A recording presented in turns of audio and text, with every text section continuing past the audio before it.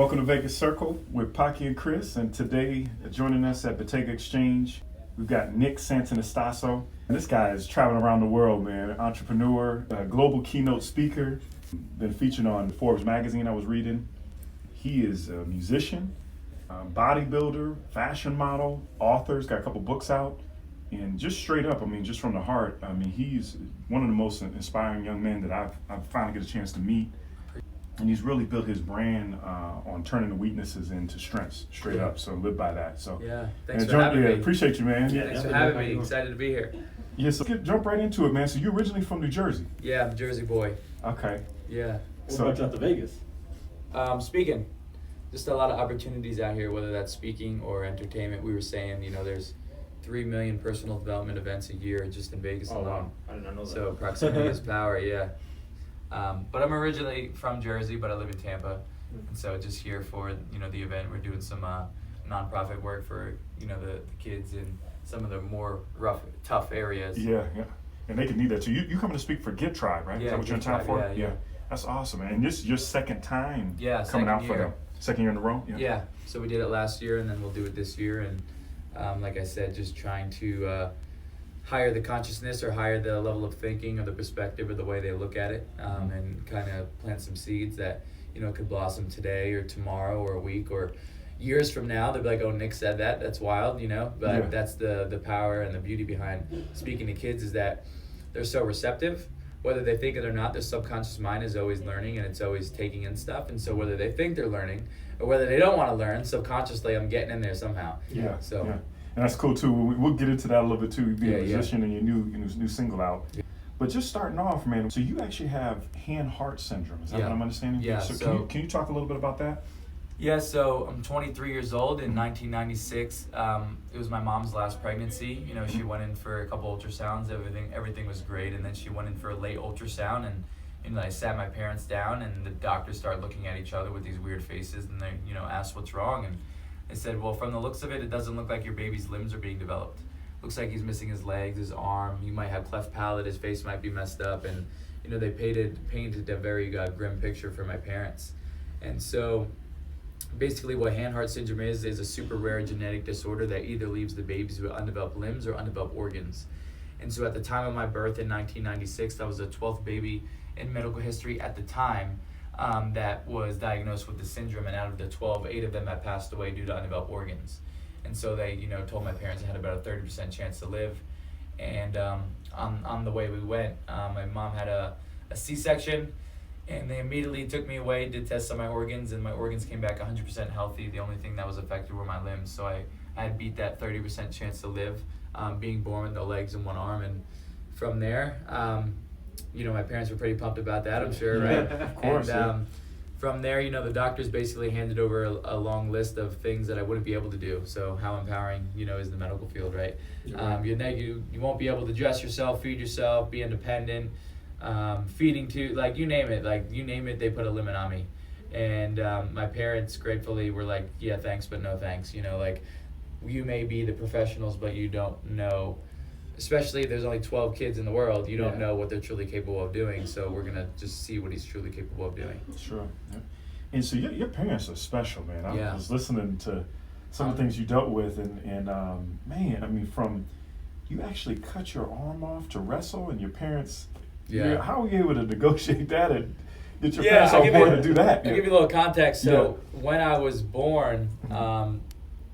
Like I said, the medical industry, the doctors wanted to do some pretty crazy things to me. So they offered the suggestion, not a solution, just suggestion of chopping my finger off. They wanted to do that. Or they wanted to split my finger in two because it's 2 bones. So it's actually 2 fingers fused into one. Okay.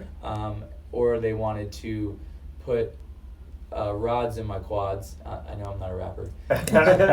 Rods in my quads, basically bone lengthening, right? So they would put me in a hospital bed for 6 to 8 months, and every day they'd turn the rod and try to lengthen the bone so one day I'd have a better chance at using prosthetics. And, my parents said to the doctors, that's not our choice, it's Nick's choice, and he doesn't have a voice yet, so we're not making that choice, which I'm super grateful for that they did that. And so, like I said, when years later when I was 16, I presented the solution for me to amputate my arm so I could wrestle. It was an easy choice for them, because not only was it going to better the quality of my life, but it was me bringing forth the solution rather than someone else saying, hey, we should do this. Yeah. How old were you when 16. you were 16? When I did the arm? Yeah. Yeah. So you were probably like October, or you were a sophomore, probably I was junior sophomore in high school, yeah. Wow. Yeah. Yeah. That's unbelievable, man. Who's actually motivated you and inspired you? I'm assuming your parents right off the bat. Yeah, So definitely. It's Yeah. not like Yeah, you know, my parents, like I said, biggest advantage they gave me was they treated me normal. it. Yeah. Treated me like a normal kid, didn't really coddle me.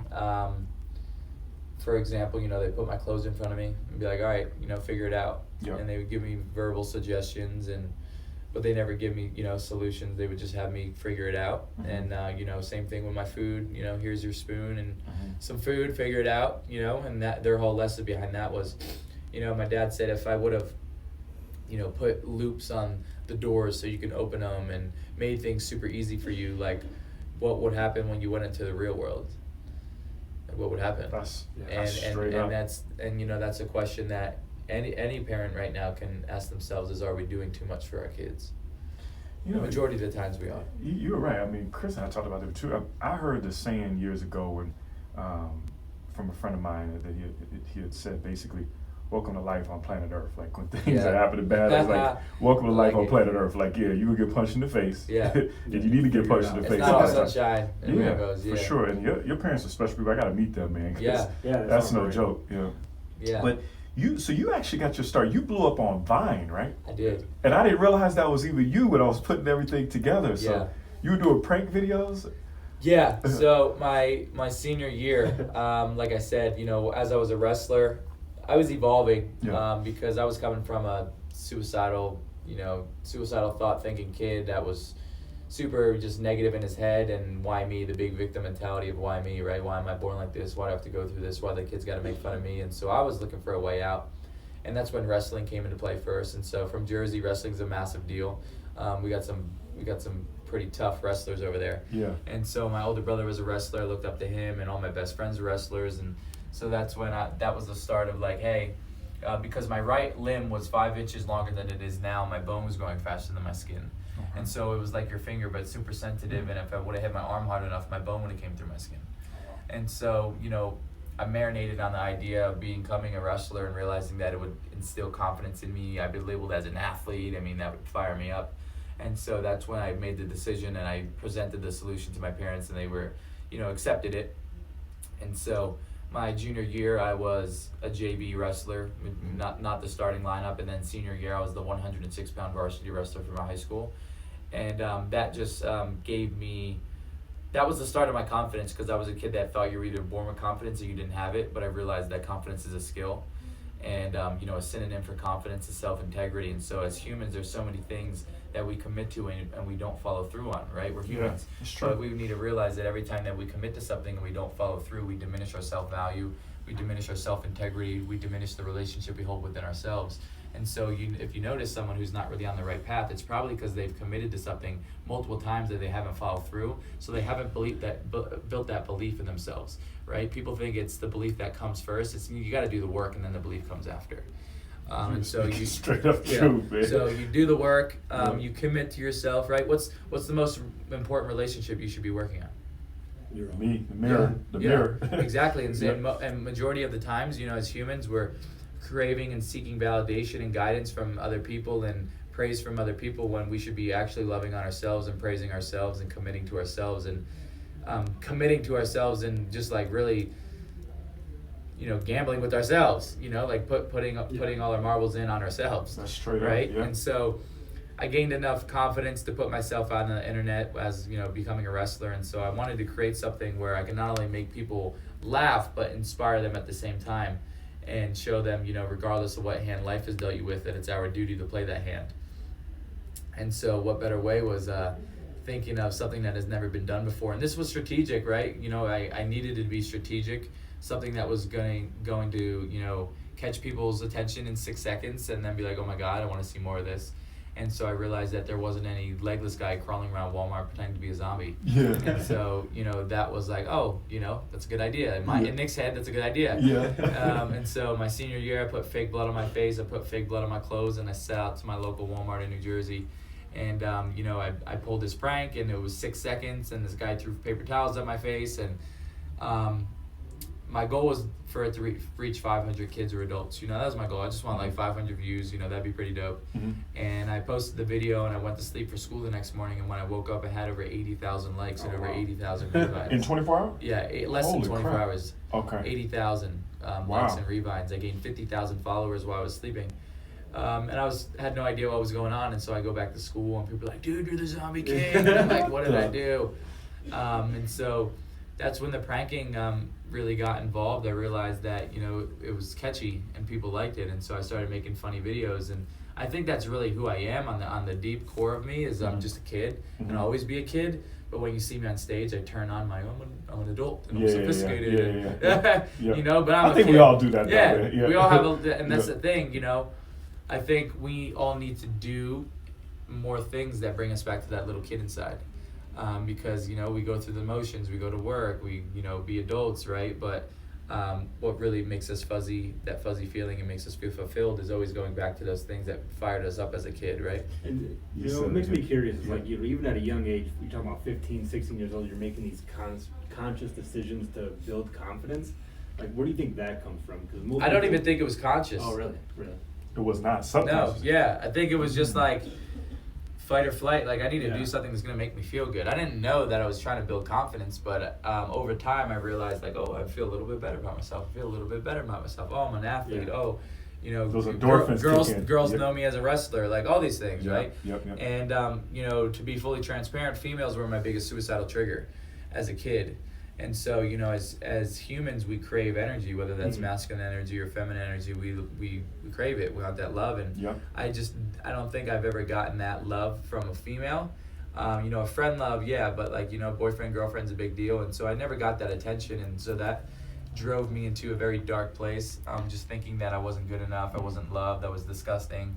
You know, all these things. And as humans, we can stack our thoughts in positive ways, or we can stack our thoughts in negative ways. And so you notice when you wake up on the wrong side of the bed, if you're not conscious or you're not self-aware of your thoughts or the way that you're acting and the things you're focusing on, your whole day is going to be negative.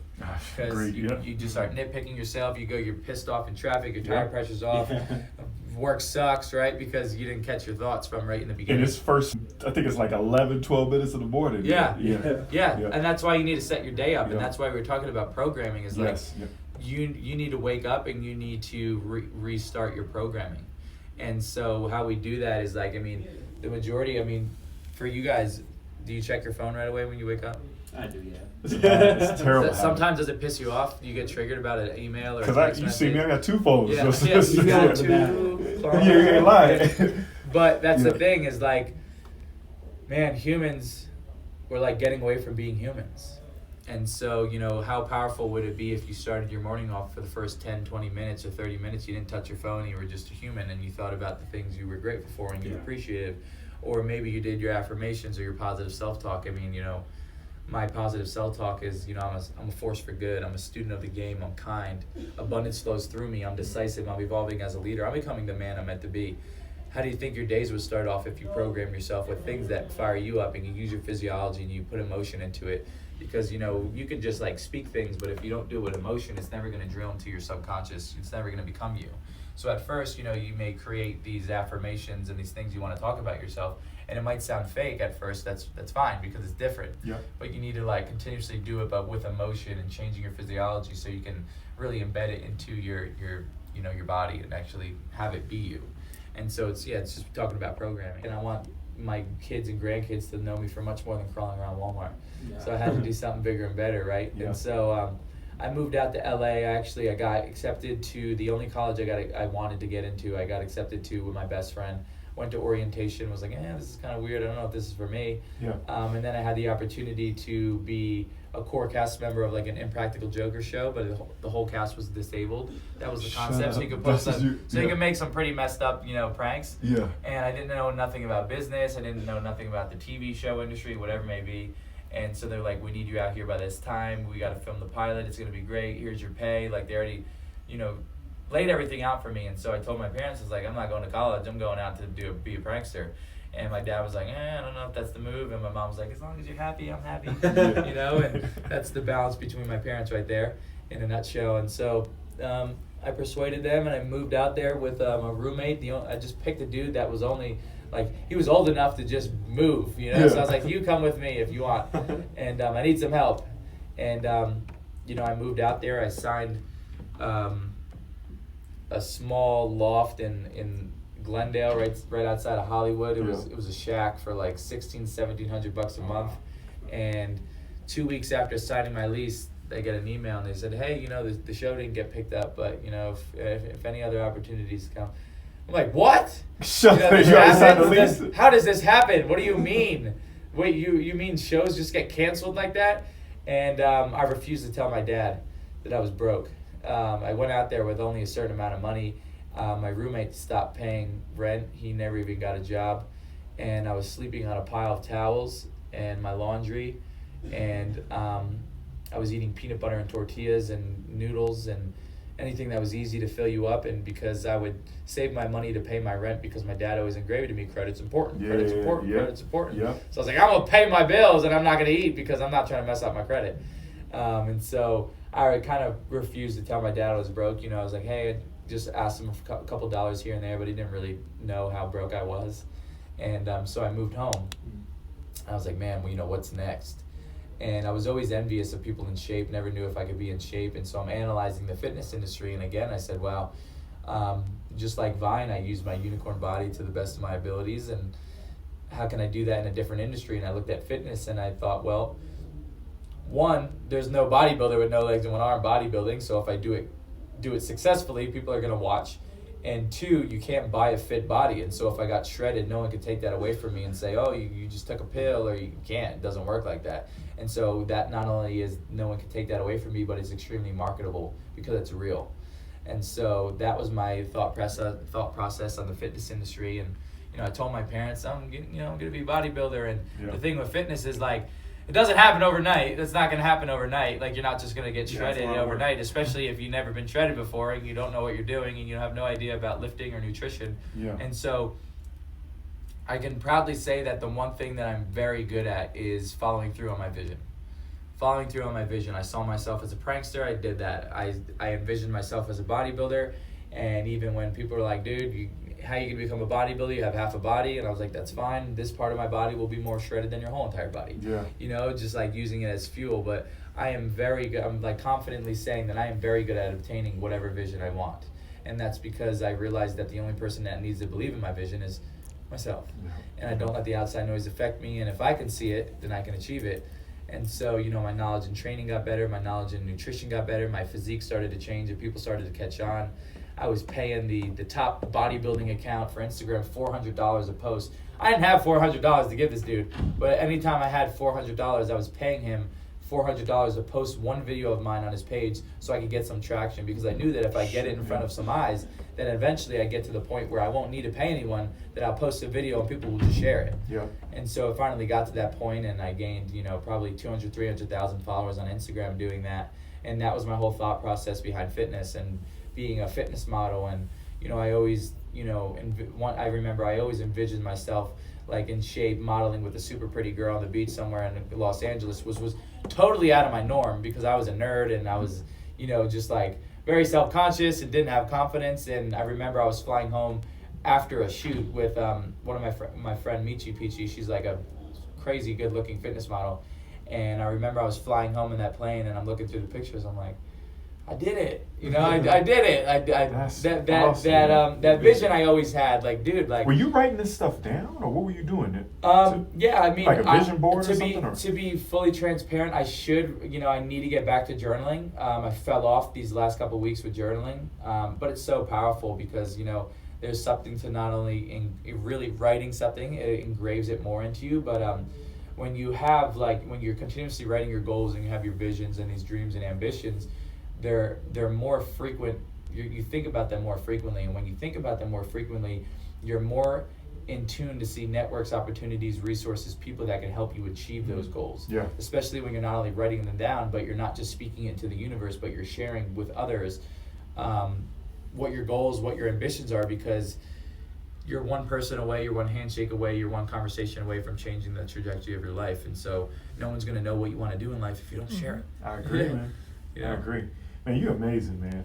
Oh, thanks, you're man. amazing, straight up. Yeah, just listening to you, intelligent. man. I don't want to cut you off. No, I just you're want good, you to bro. talk. So, talking about bodybuilding, Yeah. how in the world you get connected with The Rock? You guys were weren't you guys here in Vegas? Yeah. Yeah. Yeah. How did that happen? It was guided.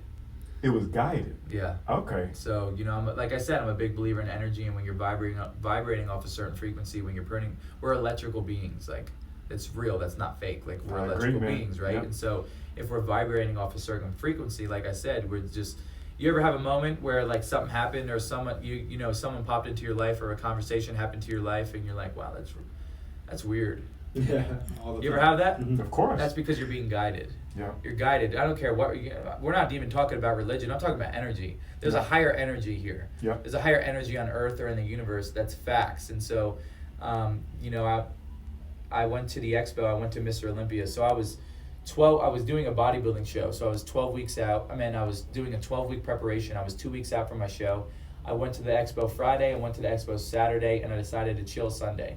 And instead of going to the expo, I went to the gym. And there's a gym here called City Athletic Club, and it's famous Sahara, because I know, it's famous because the lighting makes you look better than what you look like. They have amazing lighting in there, so I suggest anyone go to City Athletic Club. Yeah. They don't pay me for this stuff. But Yeah. go there. And so I go in there, and my buddy runs up to me and goes, "Dude, the Rock's upstairs lifting." And I'm like, "That's pretty dope. Can I still get my lift on?" And he's like, "Yeah." So I climb up these stairs, and long and behold, there's Dwayne with like 4 security guards around him. I'm like, "Oh my God, it really is the Rock." And previously, he's already tweeted at me from my bodybuilding video, so he already knew who I was. And so I told my friends, I said, let's not bother him. I stick out like a sore thumb. If he sees me, let's test his character. He'll come up to me like it's The Rock. He'll come up to me. And so at first, there was a point where I was sitting there lifting. He was right next to me lifting, and we weren't even talking, looking at each other or anything, just giving each other space. Did you do that on purpose? Yeah, for smart. sure. You smart. Yeah, because like, dude, people just want to get treated like people. That guy's the majority of that time probably feels like a zoo animal. I mean, if I feel it sometimes, that guy feels it way more than I do. And so, if anyone wants a little tip on how to like connect with celebrities, don't freak out over them. Just compliment their shirt or say something genuine or actually care about them. Yeah. And so I was chilling. We were chilling. And then 45 minutes later, a security guard came up and was like, tapped me on my shoulder. He's like, "You're Nick." And I'm like, yeah, It's man. coming. Yeah. I knew it. I feel it. He's like, "Can Dwayne meet you? He wants to meet you." I'm like, "Dude, come on, bring him on. I've been waiting for this, right?" And so they escort me over to the corner. Dwayne, he comes over, he gets down on my level, he goes, "Dude, I'm such a big fan. I love what you do. Can I have a picture with you?" And inside I'm like, "Oh my God, I love you." Yeah. Fangirling, but on the outside I'm a stud. I'm like, "Yeah, bro, I can get a picture with you." Yeah. And so we took a picture, and I told him, I said, "Dude, I'm gonna do what you did."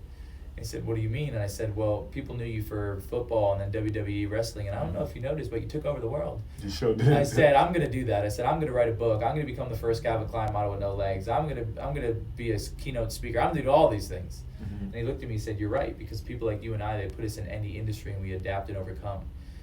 And that was powerful. It was powerful for me, and that's not just advice for me. That's advice for everyone, is realizing that we just need to exercise the muscle of pivoting.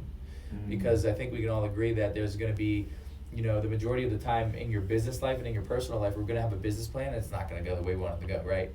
That's always. You got it. Yeah, Always. just a little shift. It's Yep. 2 millimeter shifts. And so if you exercise the muscle of shifting, when a problem comes and where you have to pivot, it's normal for you.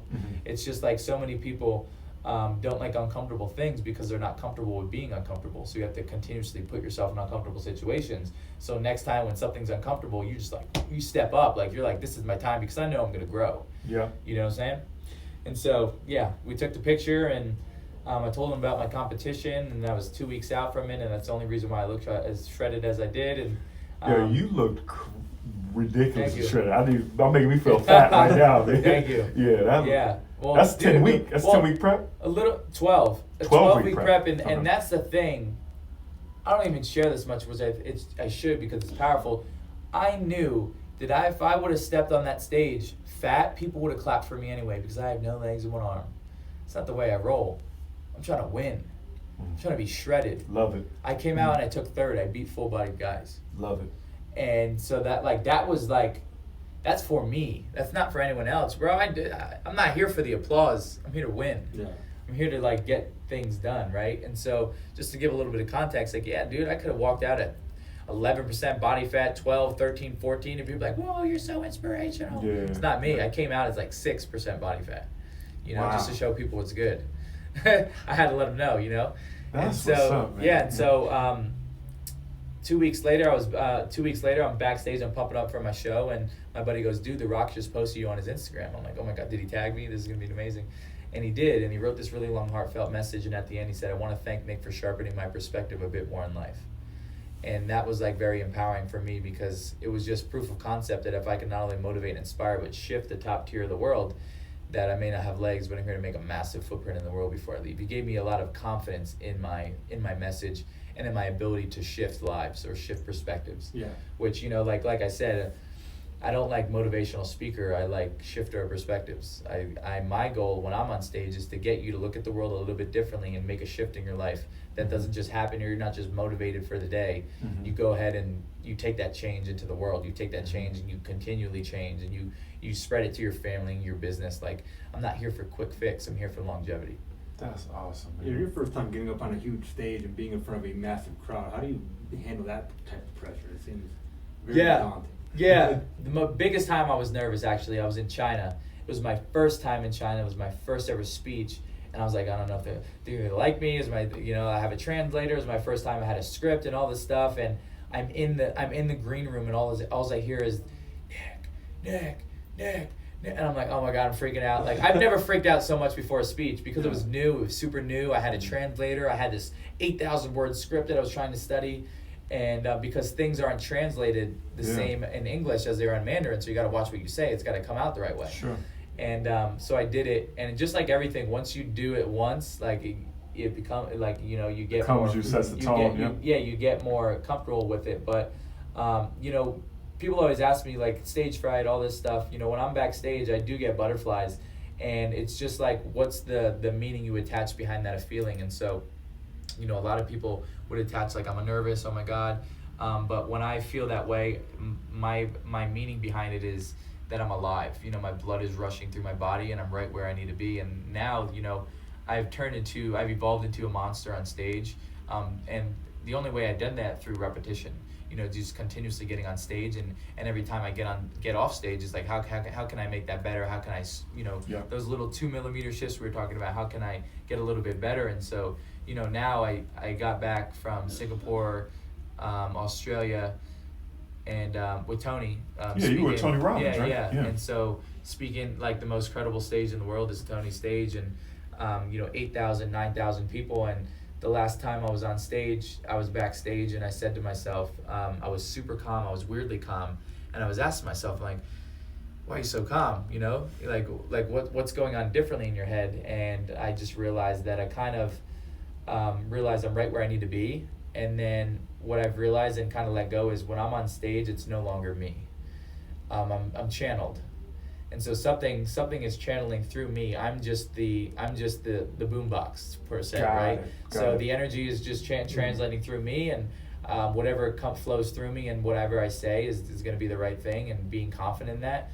And so, you know, now I'm just like, I know I'm right where I need to be, and that, you know, I'm guided. That's one of my, you know, new affirmations, is like, I'm right where I need to be, and I'm strategically put here to, you know, make an impact because the world's hurting. And so when you believe that, you know, it's all about being certain. You're doing it. You're straight up thanks. doing it. You straight up, and I noticed when I was listening to you speak, obviously it's the first time we meet, but it seems like your goal is like to talk individually to the person, not to the crowd. Yeah. And I got that, because when I first started, I was tearing up, man, listening to you. I said, damn, man, I thought you were talking to me. You know? Yeah. And I think that's the goal of connecting, you know what I mean? Yeah. And that's why I think you're so impactful. Thank you. Yeah, I appreciate that. There was, you know, my last speech, I was in Australia, and there's a big event company. Basically, they run all the events outside of the U.S. They help Tony put on, and they just do a lot of work, like the biggest names. And one of the owners, he came up to me and he's like, I've watched, you know, hundreds of speakers, and there's a difference between a speaker that, you know, impacts the person in the front row, and there's a difference between the person that impacts the person in the front row and the guy way up there in the crowd to get him to move. He said, you do that. Yeah. He said it's a gift, and I didn't realize, you know, I didn't realize that I do that. And so it was nice to hear that.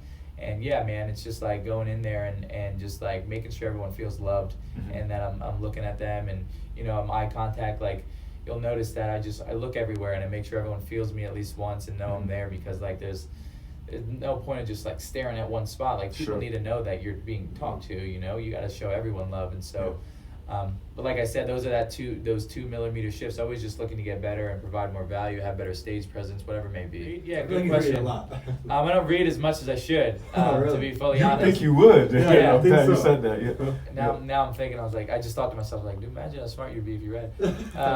I'll read more. Yeah. And so Probably need to do audiobooks, man, as much as you're traveling. yeah, audiobooks. But what I've realized is, and this can sound like common sense, but it's pretty funny because we say common sense and it's not found common. Yeah. Right? True. Not many people have common sense. True. And so it's reading a knowledge that's congruent with what you're trying to work on. I just found out which is the most efficient, profound way to learn. And so like, right, if you're learning about sales, if you're trying to build a sales funnel in your business, you should probably read sales funnel books rather than real estate. Yeah. And that's what breakthrough that happened to me. I remember I'm sitting on my couch and I'm reading a real estate book. We're working on sales funnels and email campaigns in the business, and I'm reading a real estate book, and I'm thinking to myself, like, why haven't I had a breakthrough yet or anything? I'm like, dude, you're reading a real estate book. You're not reading like a sales funnel book. Like, what are you doing? And I was like, yeah. We both wrestle real estate. It's boring as hell. Yeah. I got a real estate license, and it's boring. Yeah. There's no profound wisdom coming out of real estate. Yeah. But like that's like just reading knowledge that's congruent with what you're working on or what you're trying to attain or what you're trying to evolve in. But yeah, I need to read more books, and I think I want to dive into. This is pretty new for me. I want to dive more into be more connected spiritually, and I'm not talking about religion. I'm talking about spiritually. Yeah. You know, there's Walk, a your difference. actual walk. Yeah. And so, I want to read like about Buddhism. I want to read about different religions. I need to do more of that, and so I just want to read different things. It's gonna enhance you, because I'm with you on that. Yeah, It enhances you a lot, because Yeah. your walk is way different, man. Yeah. When you got that spiritual eye, Yeah, it for helps sure. for sure. But let me ask you. So you wrote, is it 2 books? Because I saw your first book was Victim to Victor. Yeah, my And then mom you- wrote a book. Oh, I okay. pushed my mom to write a book. Got Got her it. out of her comfort zone. That's what you did. She's actually doing her first speaking engagement tomorrow. Is she really? Because I've been pushing her. Yeah. Good. What's your mom's name? Yes. Stacy. Okay. Stacy and Mike. And so I wrote my book, Victim to Victor, How to Overcome the Victim Mentality to Live the Life You Love. And so basically, right, we all fall into this victim mentality, the why me. Sure. And so basically it's about 15 stories, lessons, and application on how you can apply it. And basically I didn't want it just to be a book. So we put strategic questions after every chapter so you can work on yourself. And it's also a good storytelling time for like kids. Got it.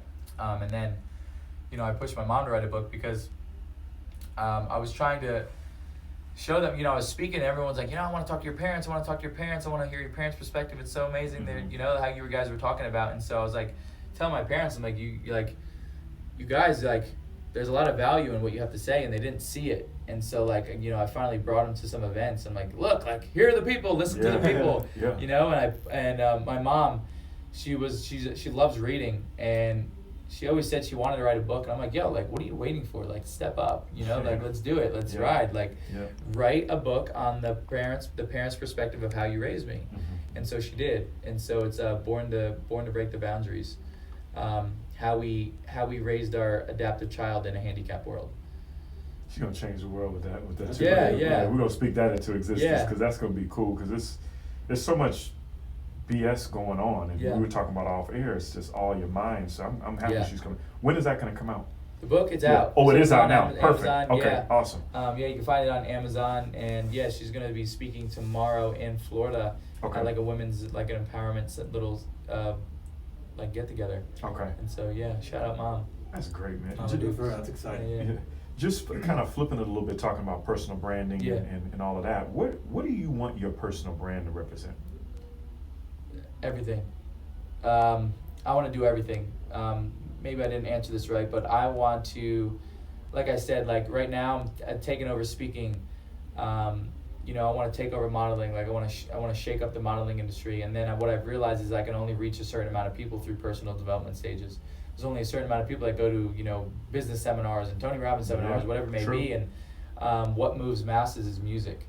And my whole life, my kid dream, like, that little kid dream you have was, I wanted to be a singer and I wanted to be a rapper, and I used to tweet like, I'm gonna be hanging out with Wiz Khalifa one day and all these things. Like I tweeted it when I was young.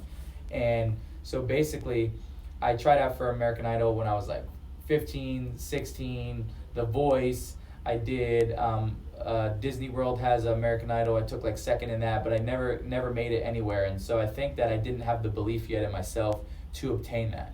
I don't think, and as a 16-year-old kid, I was like, oh man, I'm gonna go in American Idol, win it. I don't gotta go to school. Like, this was my plan. I was like, I thought I had it in the bag before I even went. Yeah. You know, that's how much I believed in myself. Yeah. And and my parents were always like, my dad is like always weirdly right. It's like he always picks things. He's like always weirdly right. And so one of the things he was talking about was like, he's like, son, you got a great voice. Like, you could be a speaker on radio. Like, it would be amazing if you did that. Like, he always planted that. Or he was like, he would always tell me, like, you have an amazing voice. You have an amazing singing voice. And he was the dude that would pick the American Idol winner way in auditions. Oh, so he knew he has that. Like, he had a here. streak. Yeah, he like would had a streak. And then one time, there was that controversy win, and he was pissed off. He never watched the show again. But they were always like, yeah, your voice is great. Your voice is great. But I don't think I had the belief yet in myself that I was able to do it. And so now where I am today, after all these things that I committed to and followed through and built this avatar that I am today, I was like, I'm in this most empowering state of mind of that it's all additional for me. And what I mean by that is I'm going to make music because it makes me feel good. And second, music's an opinionated sport. So there's always going to be people that don't like your music, and there's always going to be people that like your music. And I'm just going to keep rocking with the people that like my music. And when I post a video or when I post a song, actually, I was sleeping in the car ride on here, and Rap Mirror was like, yo, it just dropped on Spotify. And literally You're talking just about your dropped. song, Yeah, Do You Hear Me? Yeah, Do You Hear listen Me to it, just yeah. dropped on Spotify. And so I haven't even really, no one even knows it's on Spotify right now. I just found out in the car. And so I'm at the point in my life where I was like, I'm just going to make music because it makes me feel good. And I know that it's all additional. It's all additional impact, whether it saves one life, It's therapy too, though. Yeah, man. It's therapy. for sure. That's why I listen to music. Yeah. And I'm at the point where I know for certain I'm going to do it. Like, it's going to happen. Eventually, I'm going to be touring for my music. Like, I don't have any doubt in my mind. Yeah. And that's like majority of half the battle, just like really believing in your ability to obtain that. Yeah. But my brand, back to my brand. Yeah. Sorry. Yeah. So my brand is kind of want to set myself up as like the most interesting man in the world kind of thing. And you just like, this guy does everything in this That's unique awesome. situation. How? And then basically, telling them that it's all about their mindset and the way that they think and the way that they operate and the way that, our programming is and how we have past programming from our parents and the way they raised us and the way they talk to people. And our relationship with money goes back to the way your parents had money. Like, people aren't even self-aware of that. So basically, my goal is whichever way that I can get in front of people and raise the human consciousness and get them to shift their perspective. That's Oh, awesome. great. man. That's Break really through good. their limiting beliefs because, what I've realized over the 23 years of my life, it's not the physical body that holds us back, but it's the mindset, right? And so just showing people that, like I have like, songs all over. Like, I have some songs I haven't finished, and I have a lyric in my song. It says, when you see me on the street, you say, oh, he's disabled, but when we compare mindsets, now I'm the one who's able. Mm. It's just like, That's like subtle you for can a think second. you Yeah. can think I'm disabled, but when we compare mindsets, like, you're the really one that's disabled because your limiting beliefs are crippling you. It's funny. I got a close friend of mine named Mike Popovich that been mentoring me and stuff. Been friends with him for years. Yeah. And I remember him saying, you kind of sparked it a little bit. He was saying to me years ago, when he's built businesses, he's done a lot of stuff, like retired, like 32 and stuff. He was saying with his dream, he was like, I saw myself there like a million times. So Yeah, it wasn't I like, love that. yeah, like Wasn't new. it wasn't He's not new at all. surprised. He wasn't surprised Yeah. at all because he Yeah. literally, when you talk about the affirmations, Yeah.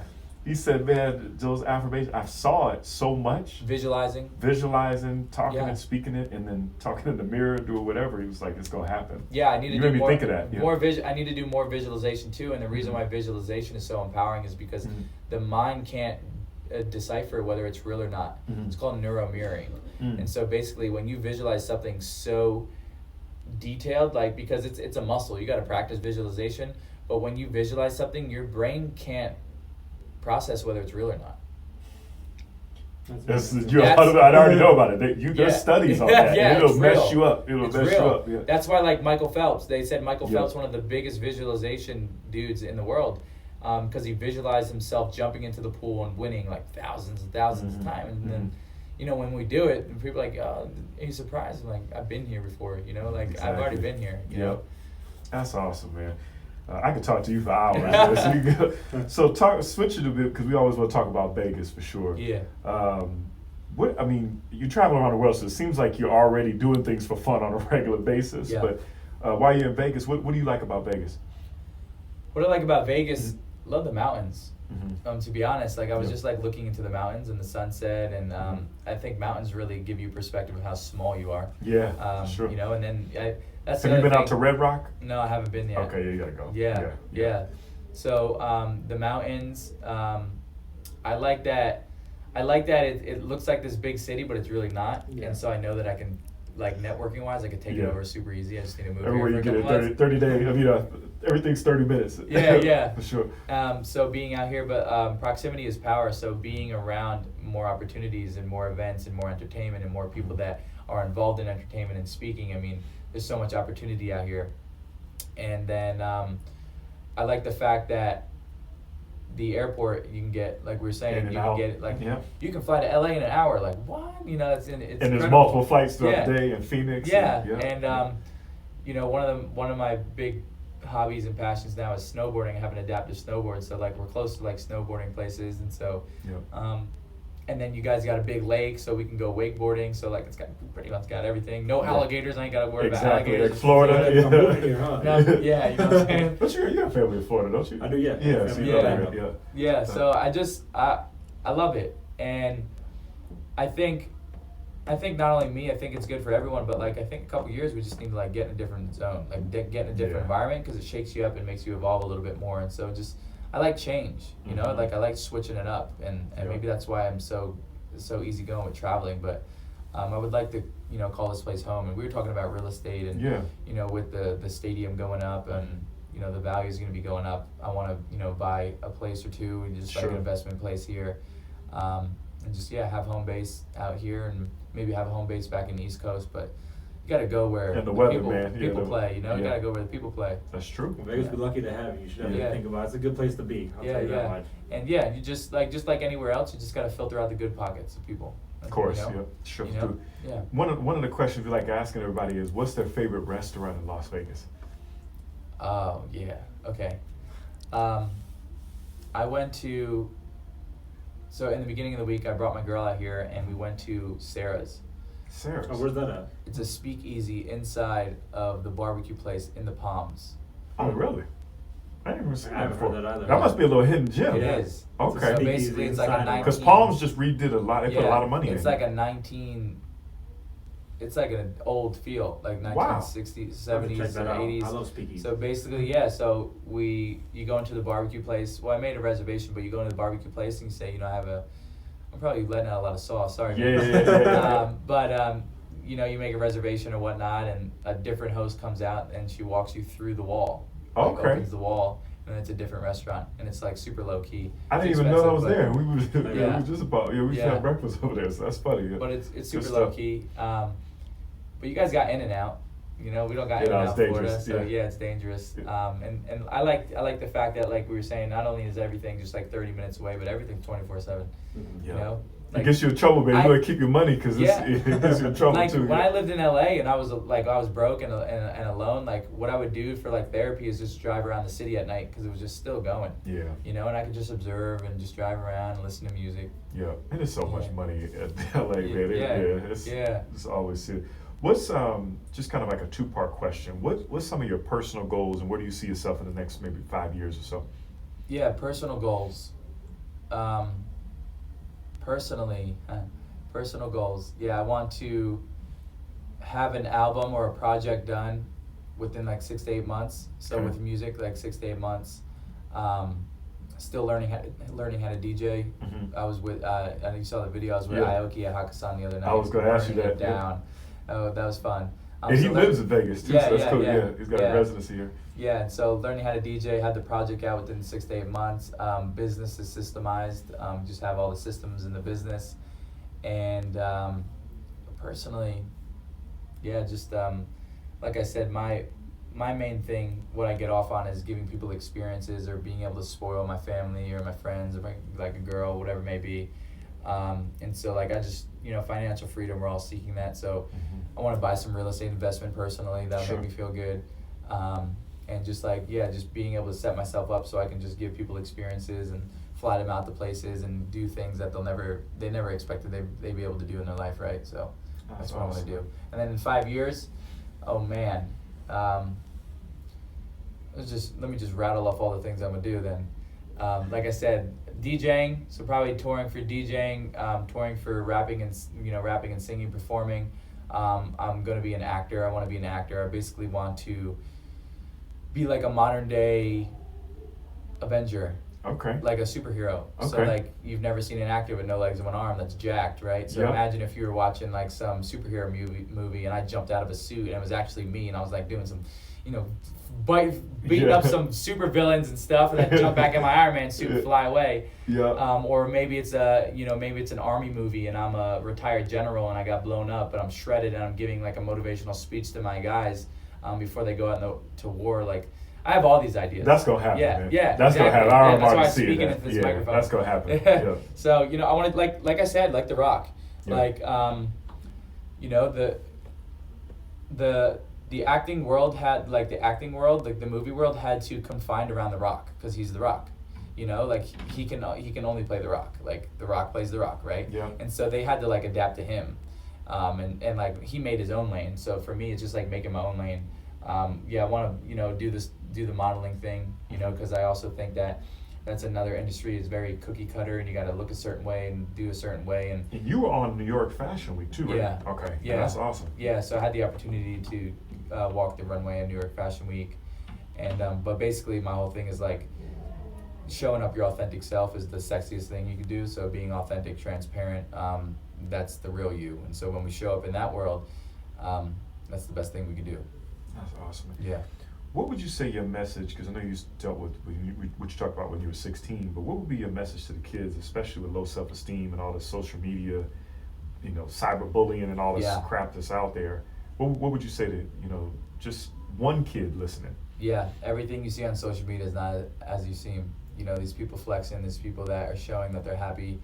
It's really not like that. And so what we're doing is, like I said in my song, is comparing our lows to the highest, the people's highlight reels. And so just always remembering that the most important relationship that you can work on is you. And so like stop seeking validation from other people, like love from other people. Like we need to start loving within. Mm-hmm. And when we love within and we work on ourselves, whether that's getting in the gym a little bit or whether that's doing these little micro goals, like setting little micro goals, but just like focusing on yourself, whether that's becoming a better student or whether that's becoming a better sister or a brother or loving and contributing and giving more compliments, whatever it may be, but just doing more things that fill you up and make you feel good, and building your relationship within yourself. So then, as the goals get bigger and the dreams get bigger, that you have more confidence in yourself. But always just remember that, it comes down to you. And like you're the captain of your boat and you control your destiny and you shape it, and you may not be in a great environment, but you can control your thoughts. And what your self-talk, and humans are the only creatures in the world that can think a thought and make ourselves pissed off and think a thought and make ourselves happy. And so just being conscious of always having positive thoughts, even in the hardest times, right? It sucks, it's hard. Yeah. But just being conscious and self-aware of your thoughts and the things that you're telling yourself. And maybe if you're not in the right environment, you can still print out pictures or look at pictures of what you want and have things that pull you, have a vision that pulls you. But just keep yourself motivated, self-motivated. That's the whole thing, is like working on yourself is super important. Is there anything we should have asked you that you want to get out to? Because we like giving people the platform. Anything that we should have asked you, anything that you want to share that's on your mind? Oh, that's a good question. Never flip the script on me. Yeah. No, I think we hit a lot of it. I like the questions. But yeah, at the bottom line is, there's so much lack of belief in self lately. No one believes in themselves. It's like, why? And my It's toxic, favorite rapper, one of my favorite, Russ, he's one of my favorite rappers, and so we talk about this concept of like, I'm not waiting for someone else to crown me. I crowned myself a long time ago. Gotcha. And when you crown yourself a long time ago, like, you believe in yourself, you committed to yourself, and like, you're not waiting for anyone else to tell you you're good enough. Like, you're already good enough. Mm-hmm. Do Love your it. thing. Love it. Do your thing. And so it's just like staying true to yourself and believing in yourself, and just like I said, we're trying to work on relationships and like gain relationships with other people, when the really big one we should be working on is ourselves. Yeah, it's us. Yeah. And so just be conscious of the things you're reading, conscious of the things you're taking in. If you got some negative environment or you got negative friends, like, you got to cut it. Yeah. Because you're either going to sink or swim, and I that agree. kind of depends on the people that you're surrounded with. If the people you're surrounded with are negative and they talk down on your dreams and they talk down on their own dreams, what kind of person are you going to be? You're going to be the same person that talks down. And so when you notice that, if you're able to elevate your circle, and go around people that are better than you, Yeah. and that are doing the things that you want to do, or have the results, or seeking out mentorship, that's when you're really going to grow. But you got to be really conscious of who you're giving your energy to and who's sucking away your energy. Yeah, I agree for sure. And where can people find you at? I know that, can you kind of shout out all your social medias and websites and all that? Yeah, so you can find me on YouTube, Facebook, Instagram is the main ones at Nick Santonastasso. If you type in Nick Santo, I'm the guy with the really long last name and the no legs. Gotcha. Man, well, it's a bit of blessing, Yeah, man, it's been great. sitting I with you, appreciate man. Yeah, again, it's been awesome to meet you, man. We want to bring you back on, man, especially if you're gonna be in Vegas. Yeah, when I get a residency and I'm Yeah, doing some pool definitely. parties, and Yeah, we'll give you a shout out there for sure. So we appreciate you hanging out with us at Bottega Exchange, and you can check us out at thevegascircle.com. So Sounds appreciate you, bro. Appreciate it. Thanks. Yeah. thank you guys. Thank you.